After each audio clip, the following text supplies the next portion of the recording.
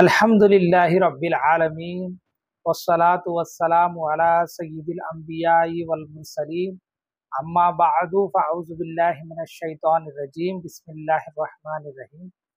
హదీస్ కోర్సులో మనం 2 హదీసులు పూర్తి చేసుకున్నాం. ఇన్షాఅల్లాహ్ తఆలా 3వ హదీస్ చూద్దాం.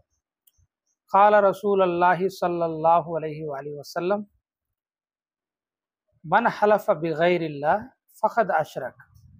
దీని యొక్క భావం అనువాదం ఏమిటంటే, ఎవరు అల్లాయేతరులపై ప్రమాణం చేస్తాడో అతను షిర్క్ చేసినట్టే.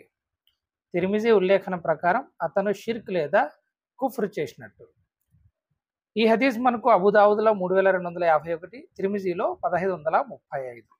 ఒకసారి దీని యొక్క మనం సారాంశాన్ని కనుక చూసినట్టయితే, ఒక వ్యక్తి కాబతుల్లా మీద ప్రమాణం చేస్తాడు. అప్పుడు హజరత్ అబ్దుల్లా ఇబ్ని ఉమర్ రదియల్లాహు తఆలా అన్హు గారు అక్కడే ఉంటారు.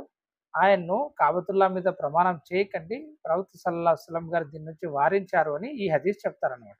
మన హల్ఫ బిగైరిల్లా ఫఖద్ అష్రక్ అంటే ఎవరైతే అల్లాయేతరులపై ప్రమాణం చేశాడో అతను షిర్క్ చేసినట్టే అనేటువంటి హదీస్ను వివరించడం జరుగుతుంది. మనలో కూడా చాలామంది తల్లిదండ్రుల పేర్ల మీద లేదా పిల్లల పేరు మీద, కూతురు పేరు మీదనో, కొడుకు పేరు మీదనో తొందరగా మనము ఏమంటామంటే నా కొడుకు మీద ఒట్టు, నా తల్లి మీద ఒట్టు, ఇట్లాంటి పదాలు మనం వాడుతూ ఉంటాం. మనం ప్రమాణం అనేది కేవలం అల్లాహ్ తఆలా మీదనే చేయాలి. ఏదైనా ఆ ప్రమాణానికి సంబంధించి ఏదైనా తప్పొప్పులు ఉంటే దానికి సంబంధించిన పరిహారం కూడా ఖురాన్లో చెప్పబడింది. దాని ప్రకారమే ఇవ్వాలి తప్ప అల్లాయేతరుల మీద మనం ప్రమాణం చేయకూడదు. ఎందుకంటే అన్నింటికీ సాక్షిగా ఉండేది అల్లాహ్ తఆలా మాత్రమే. మిగతా వాళ్ళు ఎవరూ కూడా మన యొక్క ప్రమాణాన్ని నిలపలేరు, మన యొక్క ప్రమాణానికి వాళ్ళు సాక్ష్యంగా ఉండలేరు. కాబట్టి మనం ఎప్పుడూ కూడా అల్లాహ్ పేరు మీదనే ప్రమాణం చేయాలి. ఎందుకంటే షిర్క్ వంటి పదంతో మనల్ని హెచ్చరించినప్పుడు మనము చాలా జాగ్రత్తగా ఉండాలి.